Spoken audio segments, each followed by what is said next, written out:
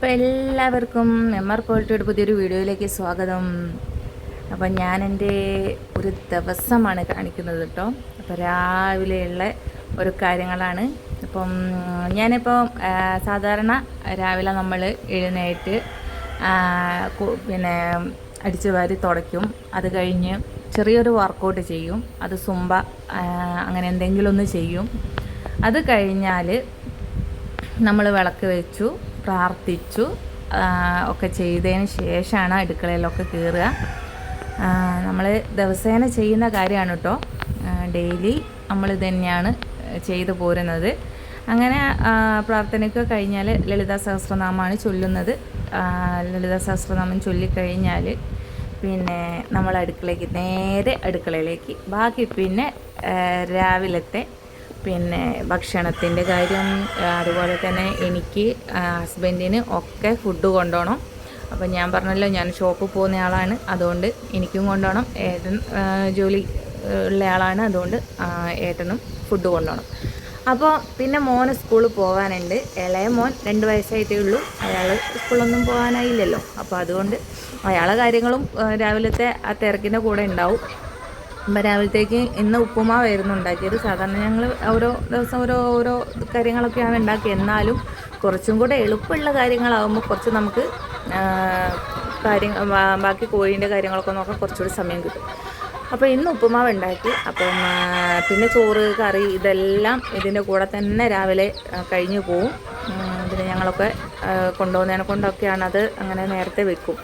ഇപ്പോൾ നേരത്തെ ഞങ്ങൾക്ക് പോകാനില്ലാത്ത ദിവസം സൺഡേ ആണെങ്കിലും ഈ പരിപാടി ഇതേപോലെ തന്നെ പോട്ടോ. രാവിലെ എഴുന്നേറ്റ് ഞാൻ എൻ്റെ കാര്യങ്ങളൊക്കെ കഴിച്ചിട്ട് സാധാരണ എങ്ങനെയാണോ രാവിലെ എഴുന്നേറ്റ് ഓരോ കാര്യങ്ങൾ ചെയ്യുന്നതെന്ന് വെച്ചാൽ അതുപോലെ തന്നെ ഞായറാഴ്ച ആണെങ്കിൽ ഞായറാഴ്ച അങ്ങനെയൊക്കെ തന്നെയാണ് ചെയ്തു പോവുക. അപ്പോൾ ഇതൊക്കെ കഴിഞ്ഞാൽ പിന്നെ മോനെ സ്കൂളിൽ പറഞ്ഞയക്കേണ്ട തിരക്കായി, മോന് ചായ കൊടുക്കേണ്ട തിരക്കായി, ഇങ്ങനെ കുറേ കാര്യങ്ങളുണ്ടാവും. ഇന്നിപ്പോൾ രാവിലെ കോഴിമുട്ട പുഴുങ്ങി വെച്ച് കണ്ടില്ലേ, അത് മക്കൾക്ക് വേണ്ടി പുഴുങ്ങി, പിന്നെ ഞങ്ങളും കഴിക്കും. അങ്ങനെ ഒക്കെയാണ് ഓരോ ദിവസങ്ങൾ കടന്നു പോവുക. അതിൻ്റെ കൂടെ ഞാൻ വീട്ടിലുള്ള കാര്യങ്ങളൊക്കെ കഴിഞ്ഞതിന് ശേഷമാണ് ഞാൻ പുറത്തേക്ക് ഇറങ്ങുക. അതായത് കോഴീൻ്റെ കാര്യങ്ങളിലേക്ക് പോവുക. അതായത് നമ്മളിപ്പോൾ വീടിൻ്റെ ഉള്ളിൽ പിന്നെ അടിക്കലും തുടയ്ക്കലും ഇതൊക്കെ രാവിലെ കഴിയുമെങ്കിലും ഞാൻ ഒന്നുകൂടെ നമ്മൾക്ക് പോകാനാകുമ്പോഴേക്ക് ഒന്നുകൂടെ എന്തെങ്കിലും ഒന്ന് അടിച്ച് വരാനും കാര്യങ്ങളൊക്കെ ഉണ്ടാവും. അപ്പോൾ അതെല്ലാം പിന്നെ ഇവരെല്ലാം പോയതിന് ശേഷം ഞാനാണ് ലാസ്റ്റ് പോകുന്ന വണ്ടി. അപ്പോൾ അതുകൊണ്ട് അപ്പോഴേക്കും എൻ്റെ ആദ്യത്തെ അടിക്കലും തുടക്കലും കഴിഞ്ഞാൽ വീണ്ടും ഒരു അടിക്കലും തുടക്കലോട് എനിക്കൊരു അങ്ങനെ ഒരു പ്രാന്ത് കൂടെ ഉള്ളതിനെ കൊണ്ട് അതും കഴിഞ്ഞതിന് ശേഷമാണ് ഞാൻ പുറത്തിറങ്ങി കഴിഞ്ഞാൽ കുറച്ച് മുറ്റടിക്കാനുണ്ടാവും. പിന്നെയാണ് നമ്മളെ കോഴിൻ്റെ കാര്യങ്ങളിലേക്ക് കിടക്കുക. പിന്നെ പോകുന്നത് വരെ ഇവരെ കൂടെ കുറഞ്ഞ സമയം അങ്ങനെ ഉണ്ടാവും. ഇവർക്ക് ഫുഡ് കൊടുക്കാനും വെള്ളം കൊടുക്കാനും അതിനും ഇതിനും പറഞ്ഞിട്ട് എല്ലാ പരിപാടിയും ഉണ്ടാവും. ഇപ്പോൾ നമ്മളെ BV380 കോഴികളെയാണ് ഞാൻ കാണിക്കുന്നത്. ഇന്ന് എനിക്ക് നന്നായിട്ട് മുട്ട തരുന്ന കോഴികളാണ് നമ്മുടെ BV380 കോഴികൾ. ഞാൻ ഇതിനു മുന്നേ ഒക്കെ കാണിച്ചിട്ടുണ്ടായിരുന്നു. ഇപ്പം 27 കോഴികളുണ്ട്. 27 കോഴികളും മുട്ടയിട്ട് തുടങ്ങിയിട്ടുണ്ട്, മുട്ട തരുന്നുണ്ട്. അപ്പോൾ അവർ ഡെയിലി ഞാൻ രാവിലെ മുട്ട പറക്കാൻ ഇറങ്ങും. ഇന്ന് നേരത്തെ ഞാൻ കാണിച്ച ആ കോഴിമുട്ടകളൊക്കെ 2 ദിവസത്തെ മുട്ടകളാണ്. അപ്പോൾ 3 ദിവസത്തെ മുട്ടകളാണ് ഞാൻ കടയിൽ കൊണ്ട് കൊടുക്കാറ്. നമ്മൾ ട്രയലാക്കിയിട്ട് കൊടുക്കുകയാണ് ചെയ്യുക. അപ്പോൾ നമ്മൾ ഇത്രയും കോഴികൾ മുട്ടയിടുന്നത് കൊണ്ട് തന്നെ നമുക്ക് അത്യാവശ്യം ഒരു ലാഭം എന്ന് പറയാനുണ്ട്. പിന്നെ ഇവർക്ക് തീറ്റ ഞാനിപ്പം ലെയർ മാഷാണ് കൊടുക്കുന്നത്. ലെയർ മാഷ് മാത്രമാണ് ഇവർക്ക് കൊടുക്കുന്നത്. അത് നമ്മൾ കാണിച്ച ആ കപ്പിന് ആ ഒരു കപ്പ് ഒരു കള്ളിയിൽ 5 കോഴി വീതമാണുള്ളത്. ആ 5 കോഴിക്ക് ആ ഒരു കപ്പാണ് ഞാൻ അളവ് കണക്കാക്കി കൊടുക്കാറ്. അങ്ങനെ ഓരോ കള്ളിയിലുള്ള കോഴിക്കും ഓരോ കപ്പ് വീതം. അതിപ്പോൾ അവർക്ക് കറക്റ്റ് ഫുഡായത്. അപ്പോൾ ശരിക്കും പറഞ്ഞാൽ ഒരു കോഴിക്ക് 100 ഗ്രാം എന്ന രീതിയിലാണല്ലോ നമ്മൾ BV380 കോഴികളെ ഫുഡിൻ്റെ രീതി. അപ്പോൾ ഇപ്പം ഞാൻ ലെയർ മാഷാണ് കൊടുക്കുന്നത്.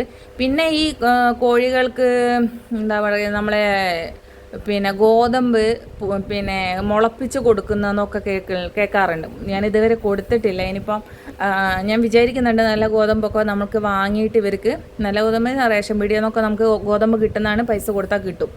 അപ്പോൾ അങ്ങനത്തെ ഗോതമ്പ് വാങ്ങിയിട്ട് ഇവർക്ക് പിന്നെ കുതിർത്തിട്ട് പിന്നെ മുളപ്പിച്ച് അങ്ങനത്തെ ആ ഒരു ഇതിൽ കൊടുത്തു കഴിഞ്ഞാൽ നല്ലതാണ്. അപ്പോൾ അങ്ങനെ എനിക്ക് കൊടുക്കണം എന്ന് വിചാരിക്കുന്നുണ്ട്. ഇപ്പം ഞാൻ സ്ഥിരമായിട്ട് ലെയർ മാഷാണ് കൊടുക്കാറ്. ഒരു 50ൻ്റെ ചാക്കാണ് എടുത്തത്. 50 ചാക്ക് എടുത്തിട്ട് അതിപ്പോൾ പിന്നെ കുറച്ചായിട്ടേ ഉള്ളൂ എടുത്തിട്ട്. പിന്നെ എനിക്ക് തോന്നുന്നു ഏകദേശം നമുക്ക് ഈ ഒരളവ് വെച്ച് കൊടുക്കുകയാണെങ്കിൽ അതിലൊരു അത്യാവശ്യം നല്ലൊരു ലാഭം തന്നെ ഉണ്ടാവും. നമ്മൾ മോശമായിട്ടുള്ള കാര്യങ്ങളല്ല ഈ BV380 കോഴികളെ വളർത്തുന്നതിൽ നിന്നുള്ള എനിക്ക് മനസ്സിലായിട്ടുണ്ട്. അപ്പോൾ ഞാനിപ്പോൾ ഇപ്പോൾ ഇത്രയും മുട്ട നിങ്ങൾ കാണുന്നില്ലേ, ഈ മുട്ട 2 ദിവസത്തെ മുട്ടയാണ്. ഇതൊക്കെ എനിക്കിപ്പോൾ ഇന്നത്തെ മുട്ടയും കൂടെ, ഇന്നിപ്പോൾ ഞാൻ രാവിലെ എനിക്കൊരു 13 മുട്ട എനിക്കിപ്പോൾ കിട്ടിയിട്ടുണ്ട് നിലവിൽ. പക്ഷേ ഇന്ന് ഞാൻ കടയിൽ കൊണ്ട് കൊടുക്കാൻ ഉദ്ദേശിക്കുന്നില്ല. ഇന്ന് വൈകുന്നേരം വരെ അവർ എല്ലാവരും മുട്ടയിട്ട് കഴിഞ്ഞിട്ടില്ല. അതുകൊണ്ട് ഞാൻ പോകുന്നതിന് മുന്നേ ഞാൻ മുട്ട പെറുക്കി വെക്കും. അതിനുശേഷം വന്നതിന് ശേഷം മുട്ട ബാക്കി കൂട്ടിലുള്ളതെല്ലാം എടുത്ത് വെക്കുകയാണ് ചെയ്യാറ്. അങ്ങനെ എടുത്തതിന് ശേഷം ഇനിയിപ്പോൾ നാളെയാണ് ഞാൻ കടയിൽ കൊണ്ടുവച്ച് കൊടുക്കുക, മുട്ട കൊടുക്കുന്നത്. 8 രൂപയ്ക്കാണ് കടയിൽ എനിക്ക് ഇതിന് പൈസ കിട്ടാറ്, ഒരു മുട്ടയ്ക്ക് 8 രൂപ എന്നുള്ള തോതിൽ. അപ്പം ഞാൻ അങ്ങനെയാണ് കടയിൽ കൊടുക്കുക. അപ്പം ഇപ്പോൾ ഇങ്ങനെയാണ് ഞാൻ ലെയർ മാഷ് എടുക്കുക. ഇപ്പോൾ കാണിക്കുന്ന ഈ കപ്പിനൊരു കപ്പ് എന്നുള്ള രീതിയിലാണ് 5 കോഴികൾക്ക്, അതായത് ഒരു കൂട്ടിലുള്ള 5 കോഴികൾക്ക്, ഒരു കള്ളിയിലുള്ള അവർക്ക് ഇങ്ങനെ ഈ ഒരു രീതിയിലാണ് കൊടുക്കുക. അപ്പോൾ ഒന്നാമത് ലെവലാക്കിയിട്ട് ഞാൻ അവർക്ക് കൊടുക്കും. പിന്നെ ഇവർക്ക് വേറെ ഇലകളും കാര്യങ്ങളും എല്ലാം ഇന്നിപ്പോൾ എനിക്ക് അങ്ങനെ സമയം കിട്ടാത്തതുകൊണ്ട് ഉള്ള സമയത്ത് ഞാൻ കൊടുക്കാറുണ്ട്. എപ്പോഴും ഞാൻ അങ്ങനെ ഇല കൊടുക്കാറൊന്നുമില്ല, ലെയർ മാഷ് തന്നെയാണ് കൊടുക്കാറ്. ഇനിയിപ്പം ഇവരെ ഫുഡൊന്ന് കുറച്ച് പച്ചക്കറി വേസ്റ്റൊക്കെ കൊടുക്കുന്നത് നല്ലതെന്നൊക്കെ പറയുന്നത് കേൾക്കാറുണ്ട്. അപ്പോൾ ഒരു പരീക്ഷണം എന്നുള്ള രീതിയിൽ അതൊന്ന് ചെയ്ത് നോക്കണം. അങ്ങനെ പച്ചക്കറി വേസ്റ്റൊക്കെ ഒന്ന് കളക്ട് ചെയ്തിട്ട് പിന്നെ ഇലകളും കാര്യങ്ങളും ഇങ്ങനെയൊക്കെ ആയിട്ട് ഇവർ അങ്ങനെ അങ്ങോട്ട് കഴിക്കാറില്ല. കാരണം ചിലപ്പോൾ ഞാൻ ആദ്യം കൊടുത്ത് ശീലിപ്പിക്കാത്തതുകൊണ്ടായിരിക്കാം ഇതുവരെ അങ്ങനെ കഴിച്ചില്ല. പിന്നെ കഴിഞ്ഞ ദിവസം ഞാൻ കുറച്ച് പച്ചക്കറീൻ്റെ വേസ്റ്റൊക്കെ ഉണ്ടായിട്ട് തക്കാളി അങ്ങനത്തെ സാധനങ്ങളൊക്കെ ഒന്ന് ഇട്ട് കൊടുത്തിട്ടുണ്ടായിരുന്നു. അപ്പോൾ കണ്ടപ്പോൾ ഇവർ പേടിച്ച് മാറി നിൽക്കും പോലെ. പിന്നെ കുറച്ച് കഴിഞ്ഞാൽ അതൊക്കെ കൊത്തി കഴിച്ചിട്ടുണ്ട്. അപ്പം ഞാൻ വിചാരിച്ചു ഇനി അങ്ങനെ ഒന്ന് കുറച്ച് കൊടുത്തു നോക്കാം, അങ്ങനെ നമുക്ക് തീറ്റ ലാഭിക്കാം. അതായത് ലെയർ മാഷ് നമ്മൾ പൈസ കൊടുത്ത് വാങ്ങുന്നതാണ്. അപ്പോൾ ഇത്തരം ഇലവർഗ്ഗങ്ങളായാലും അതുപോലെ തന്നെ ഗോതമ്പ് കാര്യങ്ങളും അതുപോലെ പച്ചക്കറി സാധനങ്ങളൊക്കെ അങ്ങനെ കൊടുക്കുകയൊക്കെ ആണെങ്കിൽ നമുക്ക് ലെയർ മാഷ് കൊടുക്കണ്ടെന്നല്ല, നമ്മൾ അളവിനുള്ളത് തന്നെ കൊടുക്കണം. എന്നാലും അവർക്ക് പിന്നെ അത്യാവശ്യം ഇത്തരം സാധനങ്ങളൂടെ കൊടുത്തു കഴിഞ്ഞാൽ നല്ലതായിരിക്കും എന്നൊരു തോന്നലുണ്ട്. പിന്നെ ഞാൻ കുറേ വീഡിയോസൊക്കെ നോക്കിയിട്ടുണ്ടായിരുന്നു, BV380 കോഴികളെ വളർത്തുന്ന ആളുകളെ വീഡിയോസൊക്കെ നോക്കിയപ്പോഴും ഞാൻ അങ്ങനെയൊക്കെ കണ്ടിട്ടുണ്ട്. ചിലരൊക്കെ ഇങ്ങനെ ഗോതമ്പ് പൊടിപ്പിച്ച് കൊടുക്കുന്നവർ, അതായത് തവിട് കൊടുക്കുന്നവരുണ്ട്, നുറുക്കി കൊടുക്കുന്നവർ, അങ്ങനെ എല്ലാ ഇതും കൊടുക്കുന്നവരൊക്കെ ഉണ്ട്. അപ്പം ഞാനും വിചാരിച്ചു ഇനി അങ്ങനെ ഒന്ന് ചെയ്ത് നോക്കട്ടെ എന്ന്. അപ്പോൾ ലെയർ മാഷ് കൊടുക്കേണ്ടടുത്ത് ലെയർ മാഷ് കൊടുക്കണം, കാരണം അവരെ പ്രധാന ഭക്ഷണം അതാണ്. അതിൻ്റെ കൂടെ മറ്റുള്ള സാധനങ്ങളൂടെ ഒന്ന് ആഡ് ചെയ്ത് കൊടുത്തു നോക്കാമെന്ന് വിചാരിക്കണം. അപ്പം ഞാനിപ്പോൾ എല്ലാവർക്കും ഈ ഫുഡ് കൊടുക്കുന്ന സമയത്ത് ഇവർ ഭയങ്കര ബഹളമായിരിക്കും. കാരണം ഇവർക്ക് പിന്നെ ഇതാണല്ലോ, ഇവർ പുറത്തേക്ക് ഇറങ്ങുന്ന കോഴികളല്ലല്ലോ. അതുകൊണ്ട് പിന്നെ നമ്മൾ ഫുഡ് എടുക്കാൻ പോകുന്നതല്ലേ, നമ്മളെ കാണുമ്പോഴേക്ക് ഭയങ്കര ബഹളമാക്കി. പിന്നെ ഇയാൾ മുട്ടക്കള്ളനാണ്, എൻ്റെ കോഴികളുടെ മുട്ട കട്ടെടുക്കുന്നവരാണ്.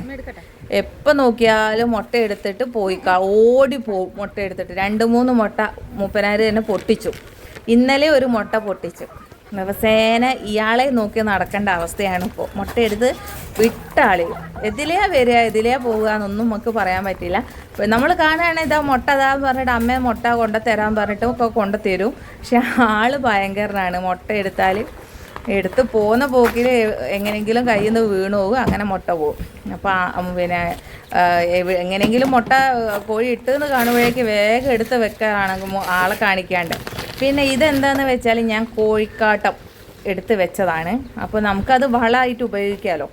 അതിന് വേണ്ടിയിട്ട് അതാർക്ക് ആവശ്യമുള്ളവരുണ്ടെങ്കിൽ അവർക്ക് കൊടുക്കാം എന്നുള്ള രീതിയിൽ ഞാൻ എടുത്ത് വെച്ചതാണ്. താഴെ ഞാനിപ്പോൾ കോഴിക്കോടിൻ്റെ നമ്മൾ ഈ BV3ൻ്റെ കാട്ടം വീഴുന്ന ഭാഗത്ത് ഞാൻ ചാക്ക് ഇട്ട് കൊടുത്തിട്ട് അതിൽ നമ്മളെ പിന്നെ എന്താ പറയുക, ഈ ഈർച്ചപ്പൊടി എന്ന് ഇവിടെ പറയും, അതായത് മില്ലിൽ നിന്ന് കിട്ടുന്ന ആ പൊടി നന്നായിട്ട് വിതറി കൊടുക്കും. ആ വിതറി കൊടുക്കുമ്പോൾ ഈ ചാക്കിൽ പറ്റി നിൽക്കുകയില്ല, നമുക്ക് ഈസി ആയിട്ട് ആ ബാരലിലേക്ക് മാറ്റാനും കഴിയും. അപ്പോൾ ഞാൻ വെയിലൊക്കെ ഉള്ള സമയത്താണെങ്കിൽ നമുക്കതെടുത്തിട്ട് ഉണക്കി പിന്നെ ഒരു ചാക്കിലേക്ക് മാറ്റാവുന്നതേ ഉള്ളൂ. അതിപ്പോൾ ഞാൻ ഏകദേശം അത് ഫുള്ളായിട്ട് അങ്ങനെ ചെയ്യാമെന്ന് വിചാരിച്ച് നിൽക്കുകയാണ്. ഇനി അത് ഉണക്കിയെടുക്കണം, പിന്നെ നന്നായിട്ട് ഉണക്കിയെടുത്തിട്ട് അത് ചാക്കിലേക്ക് മാറ്റണം. ഇവിടെ 50 രൂപേൻ്റെ തോതിൽ വിലയുണ്ട്.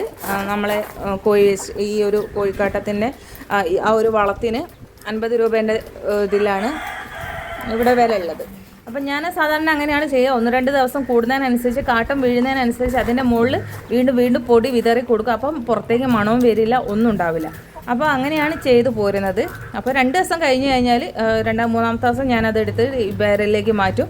വീണ്ടും അത് പിന്നെ കഴുകി നന്നായിട്ട് വൃത്തിയാക്കിയതിന് ശേഷം അടിയിൽ വിരിച്ച് കൊടുത്ത് അതിൽ മുകളിലായിട്ട് ആദ്യം തന്നെ ഈ പൊടി വിതറി കൊടുക്കും.